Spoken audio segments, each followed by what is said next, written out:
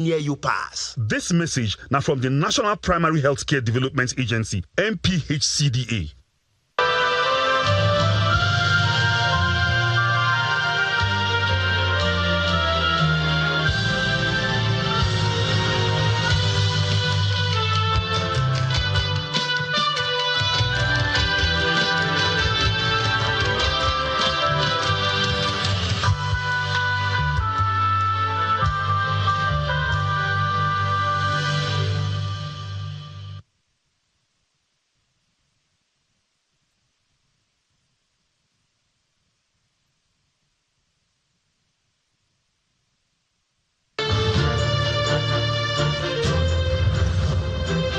From Lagos, the nation's commercial capital, this is the news at 10. Live from Channels Television. Reporting tonight, Anne Waodo.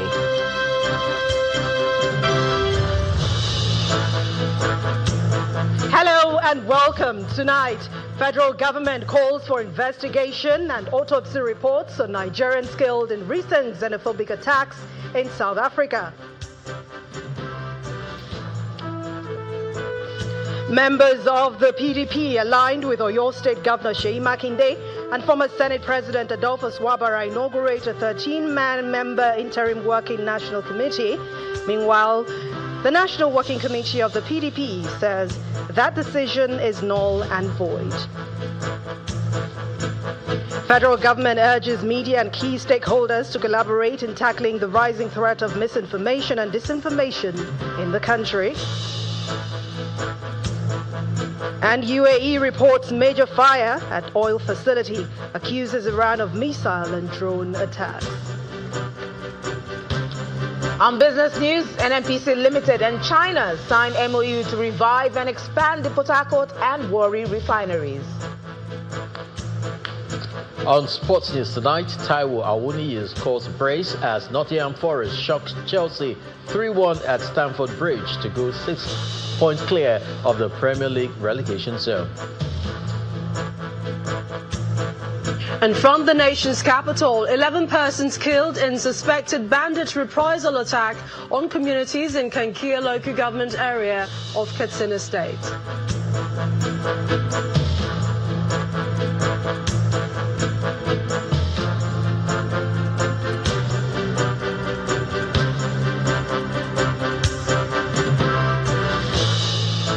We begin tonight with what has now become a concern for the Nigerian government, the xenophobic attacks in South Africa. The federal government is now demanding a thorough investigation and full autopsy reports for 2 Nigerians killed in the recent attacks to ensure those responsible are held accountable. The spokesperson for the Ministry of Foreign Affairs, Mr. Kimiebi Ebengfa, made this position of the government known at a press briefing in Abuja following diplomatic engagements between both countries over the safety of Nigerians abroad. He also announced that Nigeria and South Africa have signed a memorandum of understanding on early warning mechanisms aimed at preventing xenophobic violence and strengthening diplomatic cooperation. Over several weeks in April 2026, a wave of xenophobic attacks began escalating in major cities across South Africa. Videos circulating online showed the brutal attacks leading to the death of 2 Nigerians. By early May, the situation had grown into organized anti-immigration protests, prompting diplomatic tensions and calls for repatriation. The attacks is reportedly not caused by a single factor, but stems from a mix of economic, social and political pressures. However, the attacks are not on Nigerians alone, as South Africa has accused other foreigners of being in the country illegally, taking jobs from locals and having links to crime, especially drug trafficking.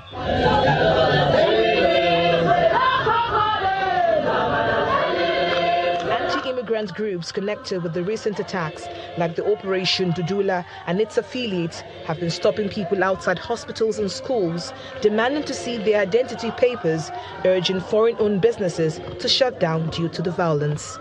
We have various evidence to show that in other countries, when you have issues like this, it's left for the law enforcement to do their job. It's left for the immigration officers to do their job. It's not left for individuals to go on the street and start, acting in a manner that can raise tension in the community. These people being targeted now, they are trying to survive.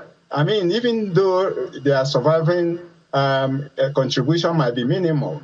In the other sense, they are in one way or the other contributing to economic activity, regardless of, even if we don't want to recognize the significance. Meanwhile, both Nigeria and South African governments have strongly condemned the attacks, reacting through diplomacy and policy statements. On Monday, May 4, the federal government summoned the acting High Commissioner to South Africa, Lesoli Machele, to a closed-door meeting to formally convey the government's concern regarding the attacks and the potential impact on the cordial relationship between the two countries. Ongoing protests in some parts of South Africa. Briefing the media after the closed-door meeting, the spokesperson of the Ministry of Foreign Affairs disclosed that Nigeria is demanding a thorough investigation and full autopsy on Nigerians killed in the attacks and the signing of an MOU on early warning mechanism to prevent future violent attacks. The government of Nigeria condemned the violence against Nigerians in South Africa, including the recent deaths of Nnaemeka Matthew Henry Ekpenyong and Kelvin Chidebere Amaramiro following alleged assaults by security personnel. The ministry notes that these incidents, alongside other reported cases, have heightened anxiety within the Nigerian community and require urgent, credible remedial action.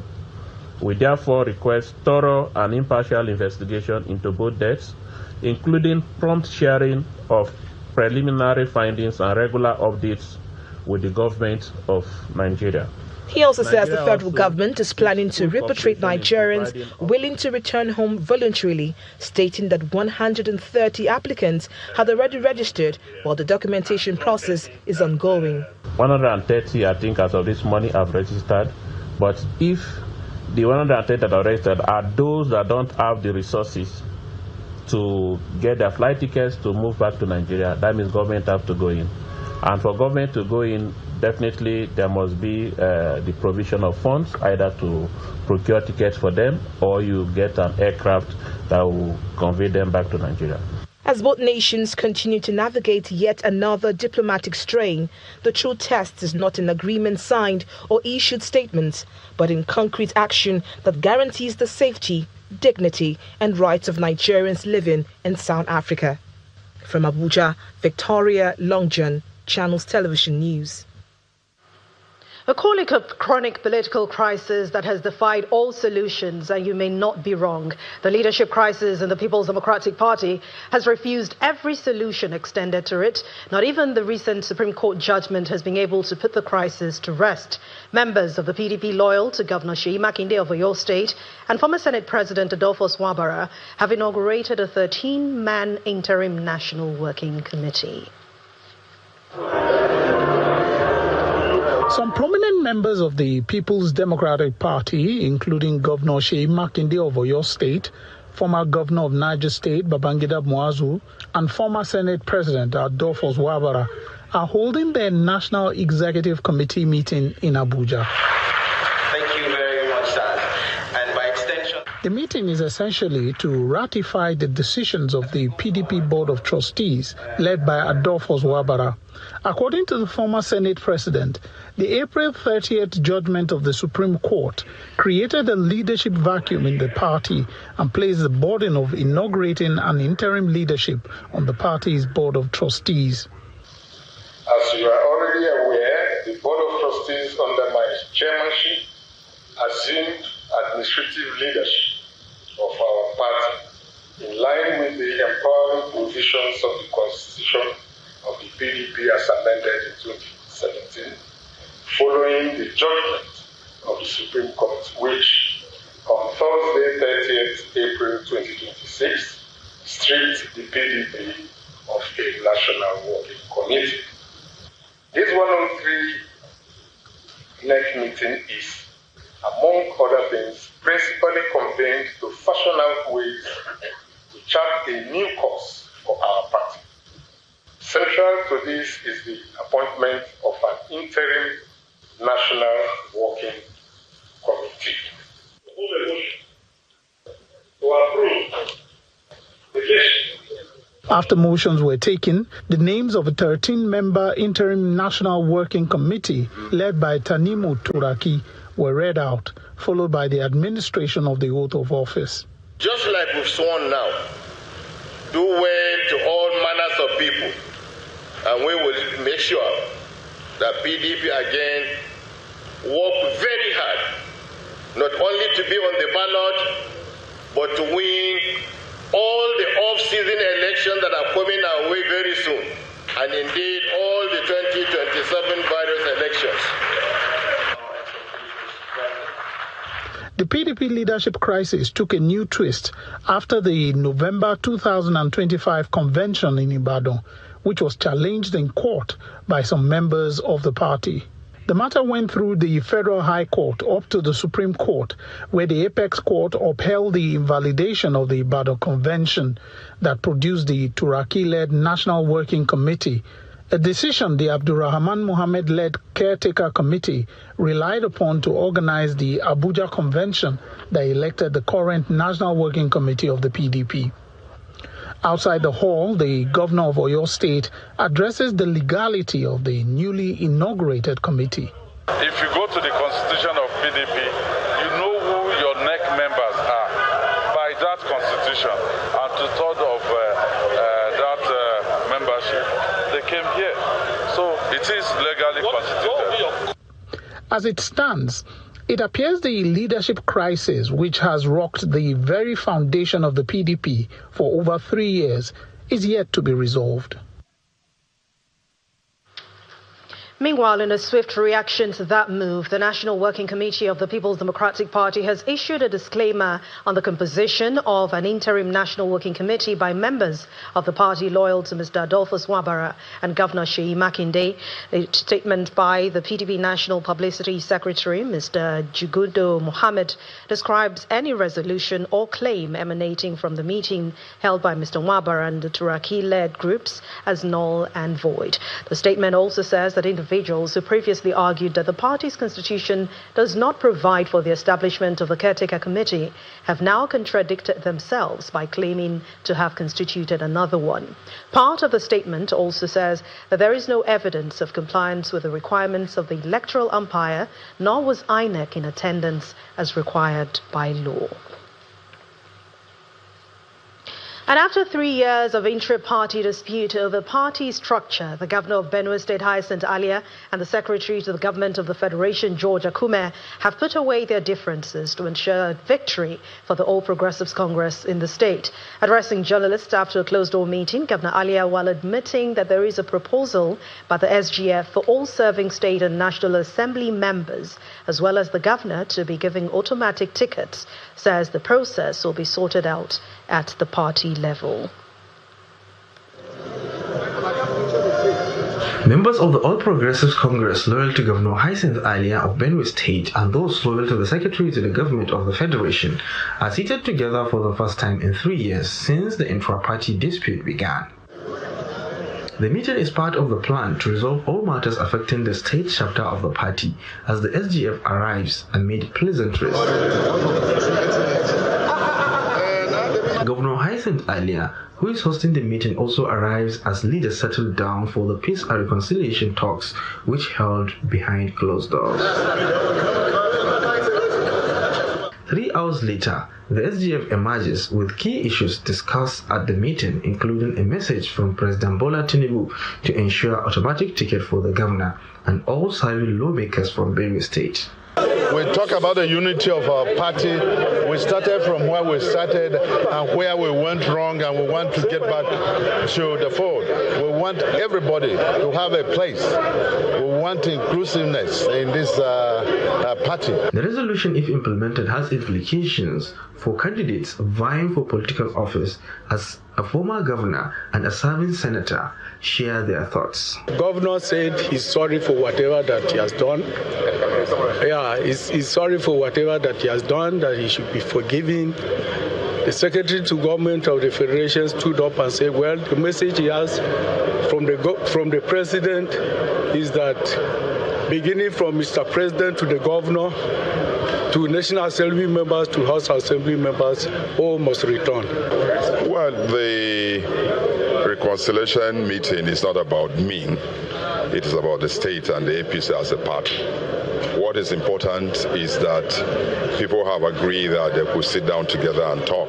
However, Governor Alia says the SGF's position is only an appeal and not what was agreed from the meeting, with other party members calling on full support for the governor. It is a prayer he tendered to the people of the state. It is not a resolution. He prays the people, to see deep within, to see how they can support members of those who are serving currently. So that is not what either the national or federal government is saying. At the moment, members are on the same page with the reconciliation and have vowed to work for the victory of APC. But what lies ahead is whether they agree on automatic tickets for all political office holders ahead of the party's primary elections. In part two, after the break, federal government urges media and key stakeholders to collaborate in tackling the rising threat of misinformation and disinformation in Nigeria. Please join us again.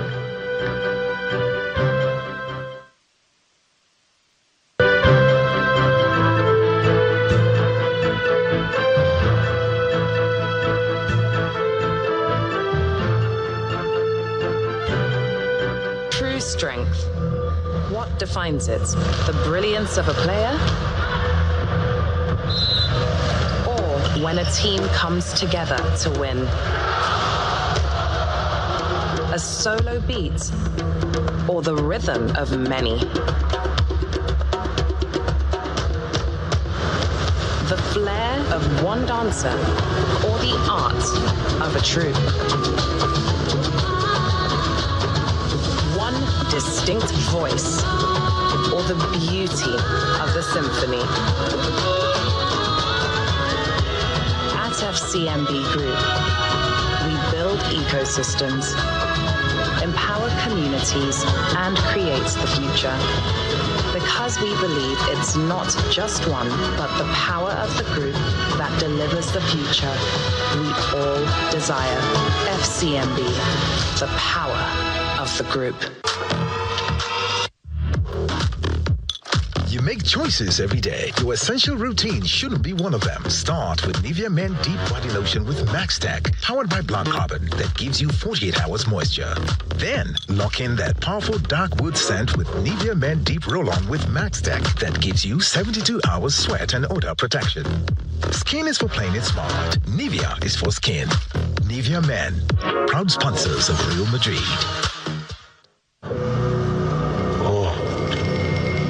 You feel that? Feel what? The crash zone. Crash what? The crash zone. It builds suspense, uncovers evidence, foreshadows danger.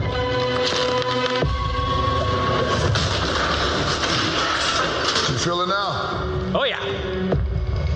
I guess I'll go and try and find a ladder.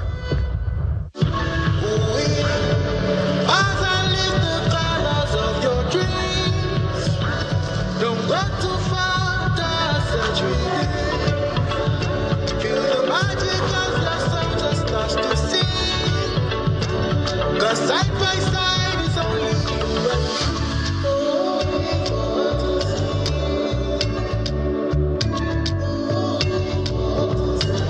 new look, same timeless performance. Oh, for this motor, you never hear say on top smart cash, you don't go pay any shishi. Do am now, my pikin do am for me sharp. If true say smart cash no charge you, see you under your nose. Make something do it. No matter the transaction, smart cash no go charge you shishi. Whether na airtime or na data you buy, or you want pay for your light or na cable bill, na zero charges for smart cash. This one no be cho. Work is day.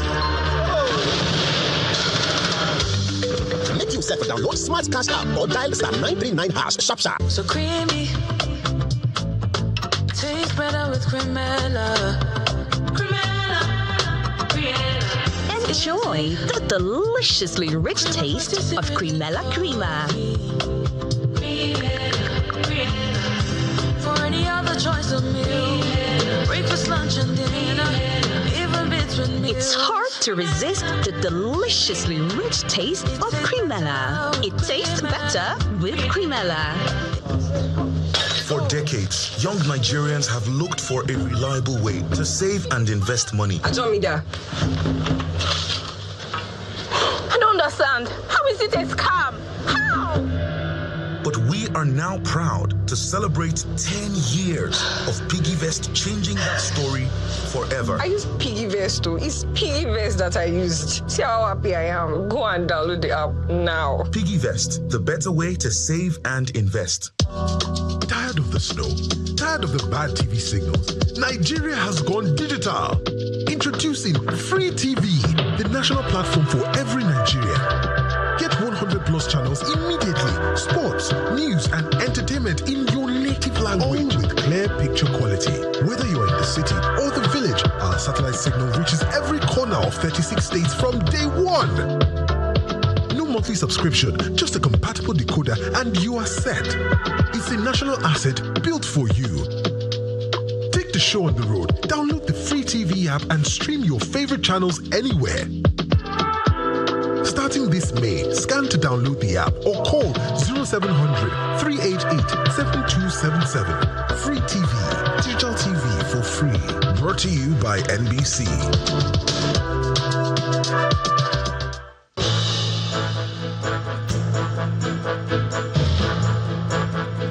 Welcome back. If you've just joined us, you're watching the news at 10 on Channels Television, broadcasting live from Lagos. A reminder of our main stories. Federal government calls for investigation and autopsy reports on Nigerians killed in recent xenophobic attacks in South Africa. Members of the PDP aligned with Oyo State Governor Seyi Makinde and former Senate President Adolfo Swabara inaugurate a 13-member interim National Working Committee. Meanwhile, the National Working Committee of the PDP says the move is null and void.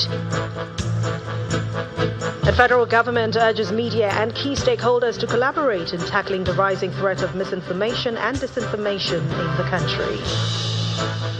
Outside our shores, UAE reports major fire at oil facility, accuses Iran of missile and drone attacks. The federal government has called for stronger collaboration among the media, the government institutions, and other stakeholders to address the growing threat of disinformation and misinformation. The Minister of Information and National Orientation, Mohammed Idris, made this call in Abuja at the 2026 World Press Freedom Day commemoration, where he described press freedom as a fundamental right guaranteed under the Constitution, insisting that the federal government remains fully committed to this protection. The minister also condemned any intimidation and attack on journalists, stressing that such actions weaken democratic institutions.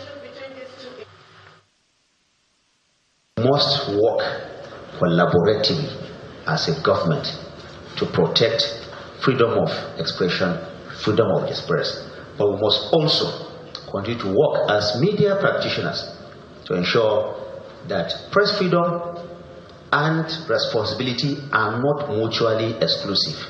You can't carry one and leave the other. Both of them must go together so that we can have the kind of democratic, free, and developed society that all of us crave to have. The true test of press freedom lies not in our declarations, but in our actions. All of us. Those in government, the security agencies, and the media organization.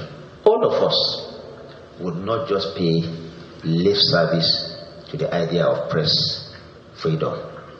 It is in how we as media practitioners can do our work and how truthfully information is also shared by us and how responsibly it is also consumed by the generality of our people. The news at 10 continues now. Let's head over to the nation's capital, Abuja, where Millicent Walker is standing by to bring us more. Over to you, Millicent. Many thanks, Anne. Good to see you. We turn our attention to security, where the Katsina State Police Command has confirmed the killing of 11 people in Jekada, Kolo and Kwalagoro villages of Kankia local government area of Katsina State, following a violent reprisal attack by armed bandits on Sunday. Videos and pictures from the area show residents leaving their homes in fear of another attack after security forces had successfully thwarted several cattle rustling attempts and criminal raids in the region. The State Commissioner of Police, CP Aliyu Fege, who condemned the attack, says additional tactical units have been deployed to initiate an aggressive intelligence-led manhunt. Let's head to the court, where a Federal High Court Abuja has seen video recordings of investigators' interview sessions with 3 of the 6 men being prosecuted over the alleged plot to overthrow the President Bola Tinubu administration. In the video recordings played in open court, 2 of the 3 defendants, retired Navy Captain Erasmus Victor and Inspector Ahmed Ibrahim, admitted being aware of the coup plot, while retired Major General Mohammed Ghana denied knowledge of the plot. In the video, the lawyers to the defendants have raised objection about the admissibility on the grounds that their clients did not make the statements voluntarily. The defense lawyers also objected to having the recordings played in open court when they were yet to be admitted in evidence. Justice Joyce Abdulmalik, however, overruled them and ordered that the recordings be played, insisting that a trial within trial would be conducted to ascertain the voluntariness or otherwise of the statement. The investigators added that the recordings were being done to ensure that the statement made by each of the defendants was voluntary, and they were told they had the right to remain silent if they chose not to say anything. The case has been adjourned to Tuesday, May 6, for continuation of trial. Meanwhile, Justice Mohammed Umar of the Federal High Court Abuja has fixed May 8 to rule on the no-case submission made by an activist, Mr. Moile Shore, in the alleged cyberbullying of President Bola Tinubu charge brought against him by the Department of State Services, DSS. Now, the DSS is suing Mr. Shore for allegedly insulting the president on his X handle. Well, the court fixed the date after Mr. Shore and the DSS adopted their final written arguments for and against a no-case submission filed by Mr. Shore. While opposing the no-case submission, counsel to the DSS, Akinolu Kehinde, said the prosecution filed a response on April 23rd, urging the court to refuse the request of Mr. Shore in the no-case application. After the adoption of the processes filed on the matter, the trial judge fixed May 8 for ruling on the no-case submission. Well, staying in the Federal High Court Abuja, the court has remanded Justice Chidebere, popularly known as Justice Crack. This is in custody of the Department of State Services, DSS. The defendant was arraigned on a 3-count charge bordering on alleged cybercrime, breach of public peace and felony, to which he pleaded not guilty. Following the arraignment, counsel to the DSS, Mark Oruba, urged the court to remand the defendant in DSS custody in the interest of public security. However, defense counsel opposed the application, informing the court that although they had been served with the charges, they intend to file a bail application for hearing later. In a short ruling, Justice Joyce Abdulmalik ordered that the defendant be remanded in DSS custody until May the 25th for the commencement of the trial and hearing of the bail application.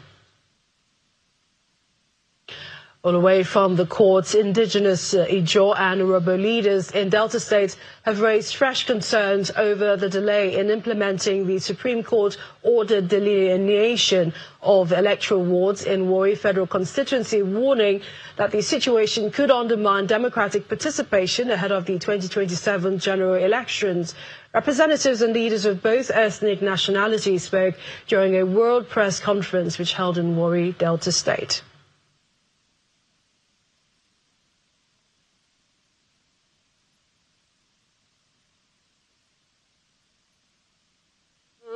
The atmosphere at the venue of the World Press Conference was solemn yet resolute as indigents from both Ijaw and Urhobo ethnic nationalities gathered side by side, united in purpose to address what they described as a critical issue affecting their political and economic future, with community leaders, stakeholders and representatives seated in solidarity to speak with one voice on the lingering controversy surrounding the word delineation exercise.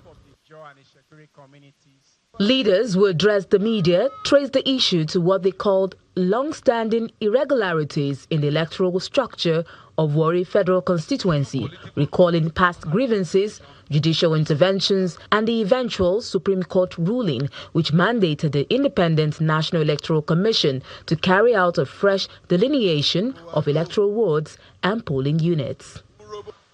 This is our position. 1. That the Supreme Court ordered judgment drawn upon INEC to delineate fresh wards and units in Warri Federal Constituency presupposes that hitherto existed wards were flawed and does not satisfy statutory requirement for credible future election. In other words, what we have on ground now, what the Supreme Court is saying is that what we have right now on ground is not a guarantee to conduct any future election.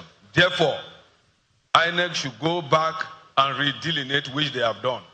Our own position now is come and implement the report of what you did. They demand the immediate release and implementation of the Supreme Court ordered ward delineation report by INEC, warning that failure to comply could lead to the boycott and possible disruption of the 2027 general elections in Warri Federal Constituency, among other possible consequences. We have tried our best to ensure that women, youths, elders, and everybody keep the calm, because there was a promise, both from the NSA office and the DSS office, that this matter is going to be dealt with. Albeit, it is not their duty, it is INEC's duty. But we felt that maybe let's give them benefit of doubt. About 9 months going, nothing has happened. The women and youths also add their voices to demonstrate a united house. I was here last year, August 25th, and I thought by this time, this issue would have been dealt with by INEC. The Supreme Court has given us that document. That delineation must be cowardly have refused. INEC has the responsibility and must take it. The group also presented a graphical illustration to further explain the outcome of the delineation exercise. The map, the boundary of the map. This was off the boundary of the map. Their demand here is clear, that INEC must immediately release and implement the delineation report. They also want the authorities to uphold the rule of law and safeguard democratic principles. Still ahead on the news at 10, NNPC Limited and China sign MOU to revive and expand the Port Harcourt and Warri refineries. That's coming up on Business News. Please join us again.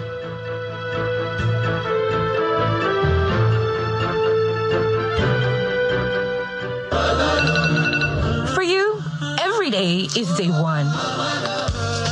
Day one for you to give 100.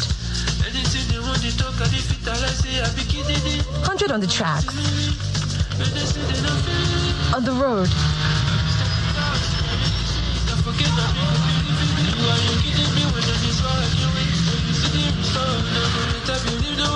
at work, cause it's your job to give your all.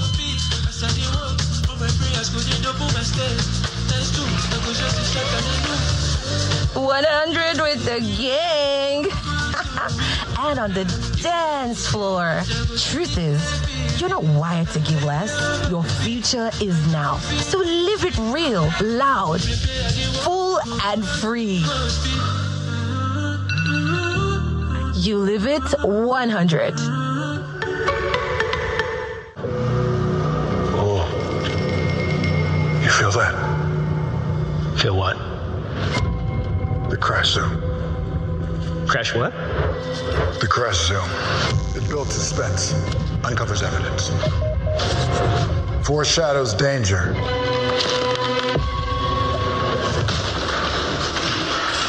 You feel it now? Oh, yeah. I guess I'll go and try and find a ladder. My baba, they always say, for market, every day get your own wahala. Sometimes people go on scam you. But Baba say, no be by gra. You must cool down, dey sharp. Because with OPay payment, your money go enter sharp, no story.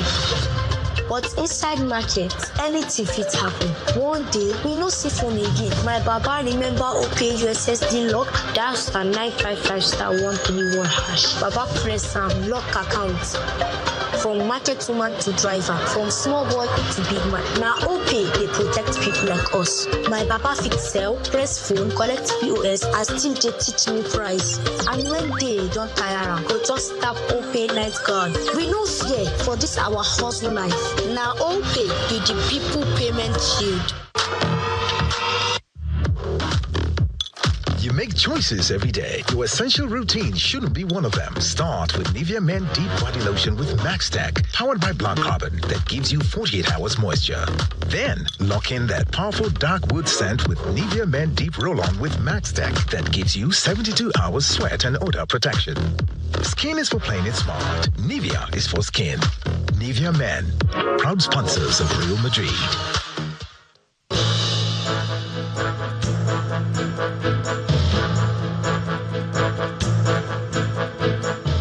Watching the news at 10, come to you live from Channels Television, Abuja. As part of efforts to curb illegal oil refining and promote sustainable livelihoods, the Hydrocarbon Pollution Remediation Project, HYPREP, has commenced the training of Ogoni youths in specialized technical skills. Now, the training taking place in Ebubu Eleme local government area of River State is equipping beneficiaries with commercial diving and underwater wielding skills. Our correspondent Deborah Mie Febrestima now reports. Commercial diving! The project coordinator of HYPREP, Professor Nene Bariniz Abe, is flagging off the training of 100 Ogoni youths in commercial diving and underwater welding at Ebubu in Eleme local government area of River State. 44 trainees are being inducted as the first batch in the 6-month program designed for ex-artisanal refiners in the area. The trainees, drawn from Ogoni communities, are expected to acquire globally relevant skills that will reduce dependence on illegal refining and help curb environmental pollution. As highlighted in the environmental assessment of Ogoni land report, illegal refining poses serious environmental and health risk. Through this livelihood restoration initiative, we equip beneficiaries with skills, safeguard the environment and public health, and ensure environmental sustainability for a better future. I urge all trainees to view this program as the first step towards building legitimate and rewarding careers. Training consultants caution participants against indiscipline, stressing that commercial diving is a high-risk profession and requires strict safety compliance and total commitment. This training is not just for you to be a qualified commercial diver, but for you to also be a competent surface welder, meaning that we are going to make you to have two distinct skills. Stakeholders commend HYPREP for the initiative, noting that it will help reduce oil theft, discourage repollution, and promote economic stability in Ogoni land. This particular skill is exceptional, and I've commended HYPREP through the Office of the Head of Livelihood that they've been very novel, very innovative, creative around the skills. We've not had it this good. What we've known about skill development have always been the regular skills that most times repeated. The event features the presentation of medical fitness certificates to trainees, demonstration of diving equipment, and a tour of facilities at the training center. HYPREP says the training program is part of broader interventions aimed at restoring livelihoods and ensuring long-term environmental sustainability in the Niger Delta. Deborah Mie Fiberesima, Channel Television News. Well, that's it from the nation's capitals. Now back to Anne, who's got the rest of the news at 10. Thank you, Millicent. It was a moment of pride and progress in Nigeria's healthcare landscape as the Prostrate Clinic celebrated a significant milestone, its 1 year of dedicated service to men's health. The press conference to mark the joyful milestone of 100 robotic surgeries quickly transformed into a powerful national wake-up call on men's health. That event, on the deeply reflective tone of survivors, among them a former director of Defense Information, Major General John Anenche, retired, courageously shared personal battle with prostate enlargement, shedding light on the realities of the disease and the critical life-saving treatment that gave them a second chance. Our correspondent, Kelly Agiga, reports. Over the past year, the Prostate Clinic has established itself as a key hub for early detection, treatment and public awareness of prostate-related conditions. And that's why the tone for this press conference was set with the arrival of the clinic's top leadership, joined by survivors of robotic prostate surgeries, online and on-site, a moment that underscored both medical progress and human resilience. In his remarks, Chairman of TPC, Alhaji Francis Ugboro, paid tribute to the visionary leadership of Professor Kingsley Ekweme, the driving force behind the landmark achievement of 100 robotic surgeries within a single year. We have just clocked the 99 patients, including me making 100. It's a vision that was hatched by the gentleman seated beside me here. And every time I say he's not only done this for himself, but he's done this for the entire world. Unveiling plans to take TPC closer to communities and everyday Nigerians, Professor Ekweme highlighted patient safety as the defining success of the clinic's 100 landmark robotic surgeries. The greatest achievement for the prostate clinic is not just because we have done 100 robotic surgeries. It is the fact that we did it safe. Every patient went home. You had a safe surgery. You only need to have a bad surgery to appreciate safety. TPC is going to get to every doorstep in this country. And I say, sir, we need to partner with. As prostate health concerns continue to rise among men, many who arrived at TPC anxious found reassurance in the clinic's care, where professionalism and support proved transformative. Prof said, I don't keep it more than 48 hours. You come, we do it. You can even walk away the same day, but the following day we release you. After 48 hours, you go and say what? And another thing I said, he told me and I read it. What are you going to use? When they gave me the invoice, by the time I could check Da Vinci equipment, which is the best in the whole world. Since opening its doors, the Prostate Clinic has impacted hundreds of lives with a drive to continue providing accessible, compassionate and cutting-edge care. With plans to expand services and reach more communities across the continent, Professor Ekweme and his team are setting its sights on an even greater impact in the years ahead. Kelly Agiga, Channels Television News. Heineken, one of the world's most recognized premium brands and a product of Nigerian Brewers PLC, has launched the first of its kind hot air balloon experience right here in Lagos. The event-themed Heineken House Experience, Fans Have More Friends, is one of the brands saying that was intentionally curated to delight its customers. The Heineken House Experience draws fans, employees, influencers, and brand ambassadors in Lagos for a day of unforgettable moments. The event kicks off at sunrise with the launch of a first-of-its-kind hot air balloon experience, transporting audiences into an atmosphere of fun and excitement.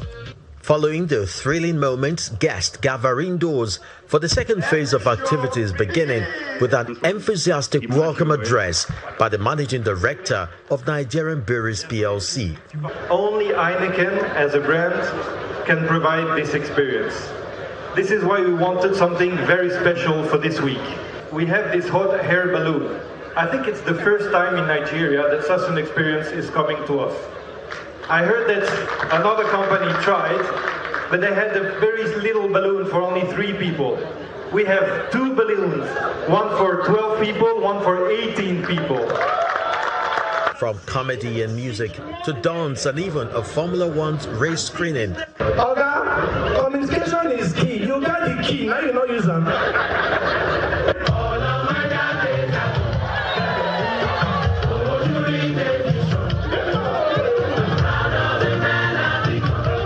The event delivers all the right ingredients for an immersive entertainment experience. They're still busy warming their tyres, so he's backed up a bit. Heineken's mission is to continue to raise the bar on creativity by unlocking a special ingredient, and that ingredient is the Heineken magic.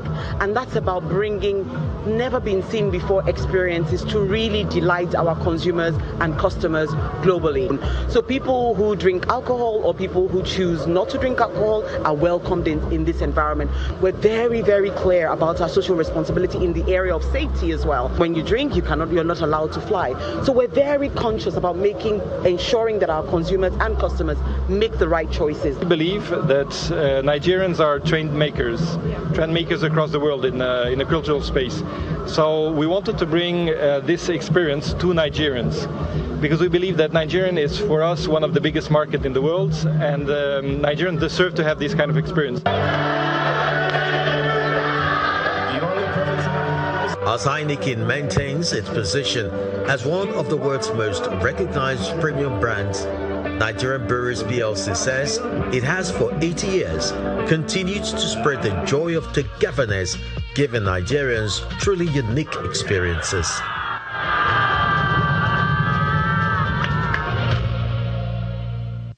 Let's continue in the world of business, this time with Will Ibong.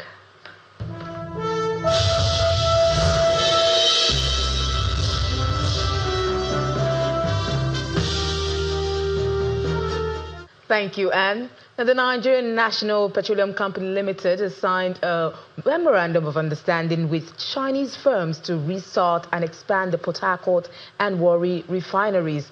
The agreement signed with Shenzhen Chemical Company and Xincheng Industrial Park covers the completion of rehabilitation works as well as long-term operations and maintenance.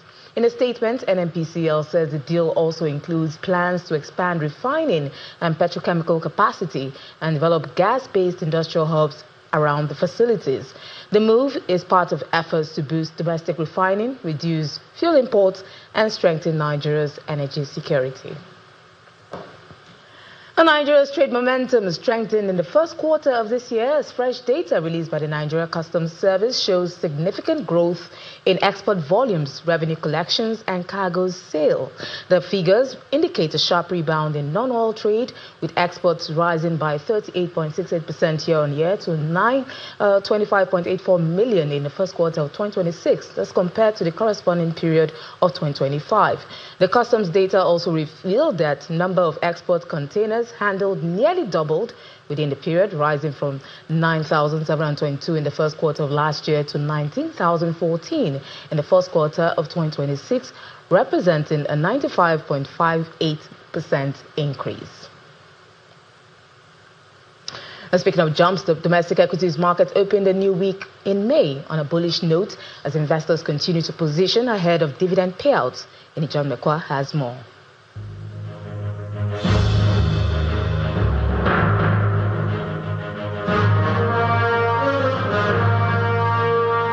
Good evening, everyone. Welcome to the Stock Market Report. Well, the ranking of being one of the most profitable companies in the first quarter of this year is still leading sentiment for Boa Cement. Today, Boa Cement is the market mover after it gained 10 naira on each of its stocks to close at 428 naira 90 kobo. But it's not the only one driving sentiment.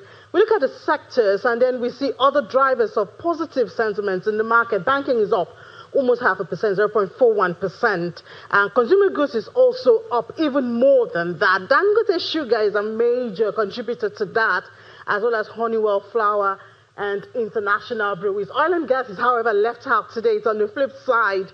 Profit taking on Owando has driven the counter down 0.89%. But at the close of trade today, it's still a very positive market. 362 billion naira is what investors brought in, keeping us very strong in the 156 trillion naira level. The oil share is up 0.36% at 243,153.97. So we begin the week again from where we ended with the bull.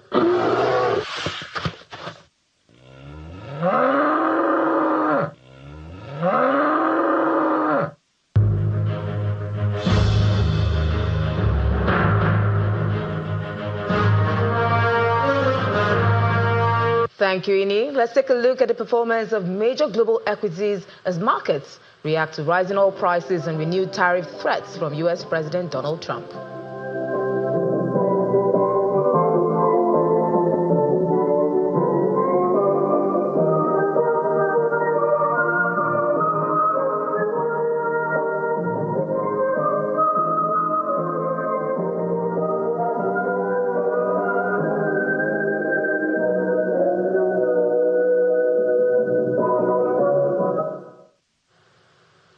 That's business news. I am Will Ibong. It's back to you, Anne.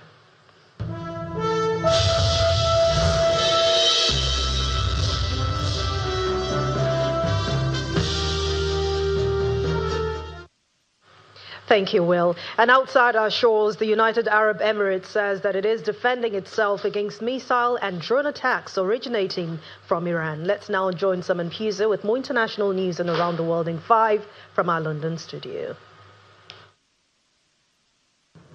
Good evening and welcome to the Channel Studios here in London with your international news around the world in 5. The US says Navy destroyers and US-flagged merchant ships have sailed through the Strait of Hormuz. Yesterday, Trump said the US would start helping stranded vessels out of the shipping lane. An estimated 20,000 seafarers on 2,000 ships have been stuck since the US-Iran war began in February. Earlier on Monday, the US military denied a claim made by Iranian state media that Iran had hit an American warship trying to enter the strait. The World Health Organization says 3 people have died after a suspected hantavirus outbreak on a cruise ship in the Atlantic Ocean. It also reported 1 confirmed and 5 suspected cases aboard the MV Honduras ship, which was traveling from Argentina to Cape Verde. Hantavirus is usually passed to humans from rodents via their feces, saliva or urine. It can cause severe respiratory illness. Rarely it is transmitted between people. The MV Honduras is run by the tour company Oceanwide Expeditions. A Ukrainian drone has hit an upmarket residential high-rise in Moscow in the early hours of Monday, resulting in no casualties but causing visible damage to the facade of the building. It was the 3rd night in a row that the Russian capital came under attack from drones, days before Russia holds a scaled-back 9th of May parade to mark the Soviet Union's victory over Nazi Germany. Meanwhile, Russian drone and missile strikes in Ukraine have killed 10 people and injured at least 76 over the past day, according to Ukrainian officials. Officials in 5 regions around the country reported fatalities as Moscow continues to target Ukrainian cities with regular drone and missile attacks. Votes are being counted in 4 Indian state elections: West Bengal, Tamil Nadu, Kerala and Assam, and the federal territory of Puducherry. Early trends suggest Prime Minister Narendra Modi's BJP is ahead in Assam and West Bengal, and its alliance looks set to return to power in Puducherry. West Bengal's incumbent Chief Minister, Mamata Banerjee, is heading for a shock defeat after serving 3 terms. A setback for Banerjee, as trends suggest, could weaken the opposition bloc in the run-up to the 2029 general election. Tamil Nadu, too, is seeing huge political disruption as a new party led by superstar Vijay races ahead, shocking older regional rivals. A truck driver has suffered minor injuries after a United Airlines plane clipped his vehicle and a streetlight as it approached Newark Airport in New Jersey. In dash camera footage from the truck, the sound of a low-flying plane can be heard, and it shows the impact, which sent glass flying everywhere. The driver was treated for injuries from glass in his arm and hand. The Boeing 767, operating a flight from Venice in Italy, managed to land safely with no reported injuries among the 231 passengers and crew on board. One of the plane's tyres appears to have gone through one of the truck's windows and windscreen. Shakira performed her greatest hits to a vast crowd at a free concert on Copacabana Beach in Rio de Janeiro over the weekend. About 2 million people came to watch the Colombian pop star perform, according to a social media post by the mayor of Rio. The Todo Mundo no Rio mega concert was funded by the city in an effort to revitalize the local economy, with officials estimating the event would generate approximately £118 million for Brazil. Where'd he go? And an enormous sea lion, estimated to be 2,000 pounds in weight, has made a rare appearance in San Francisco. The stellar sea lion, nicknamed Chonkers, made waves about a month ago when he hauled himself onto the pier and decided to stay. While California's sea lions typically crowd the area, Chonkers quickly stood out for his massive size. The animal is more commonly found in the colder waters of Alaska and the Pacific Northwest, making sightings in the Bay Area less common. And that's your international news around the world in 5. Now back to the Channel studios in Lagos. Thank you, Simon. Welcome to Sports News. Super Eagles forward Taiwo Awoniyi has marked his 100th Nottingham Forest appearance with a brace as the Tricky Trees took a huge step forward towards Premier League survival with a 3-1 win at Chelsea earlier today that dealt a major blow to the Blues' hopes of qualifying for the Champions League. Awoniyi got the early opener at Stamford Bridge, and Igor Jesus' penalty doubled their advantage soon afterwards.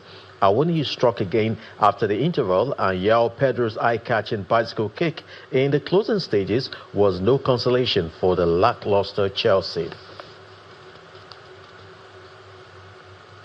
Meanwhile, Chelsea interim head coach Callum McFarlane admits poor start cost the Blues dearly after a side slumped to a 6th straight Premier League defeat.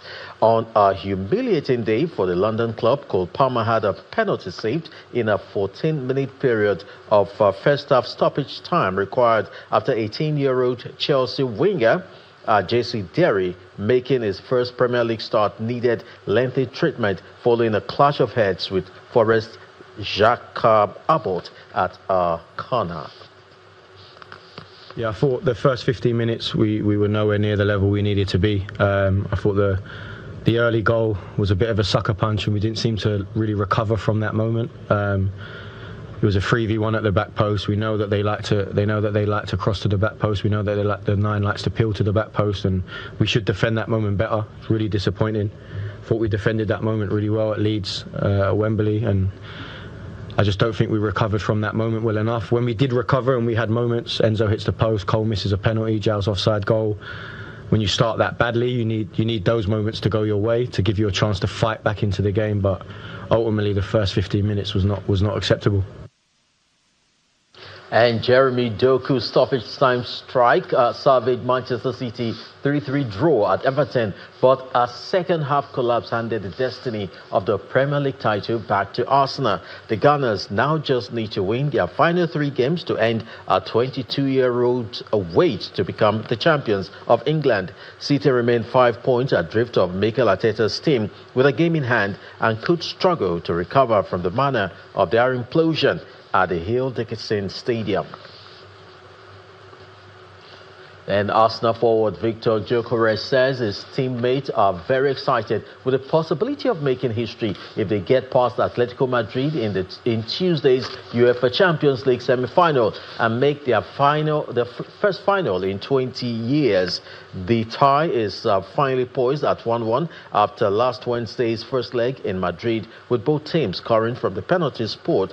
Gyökeres converting for the Gunners. The two sides faced each other in the group stage in October, where Gyökeres netted twice in a 4-0 rout over Diego Simeone's side. But sport is back to you, Anne. Thank you, Chris. And the main news again. The federal government is calling for investigation and autopsy reports on Nigerians killed in recent xenophobic attacks in South Africa. Members of the PDP aligned with Oyo State Governor Seyi Makinde and former Senate President Adolfo Swabara today inaugurated a 13-member interim National Working Committee. Meanwhile, the PDP National Working Committee has described the move as null and void. That's the news at 10 tonight. Thank you so much for watching. I'm Anne Mwawadu. From all of us here, it's good night.